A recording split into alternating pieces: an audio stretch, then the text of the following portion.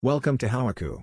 In this video, we'll show you step by step how to install the tracking code for Howuku in Google Tag Manager. First, you need to have a Howuku account and a Google Tag Manager account. Then, navigate to the Howuku dashboard to get the unique tracking code that you'll need to install on your website. Next, log into your Google Tag Manager account.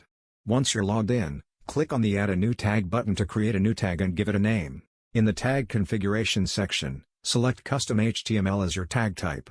Then, copy the tracking code from the Howuku dashboard and paste it into the HTML field. In the Triggering section, select the trigger that will fire the tag. Once you've set up the tag, click Save to save the changes. You're now ready to publish the container by clicking on the Submit button in the top right corner of the screen.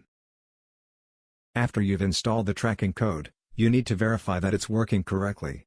Navigate back to the Howuku dashboard and verify the Google Tag Manager installation. When you see the celebration animation, it indicates that the tracking code has been installed correctly. Now you can start improving your website's conversion rate. Thank you for watching our video.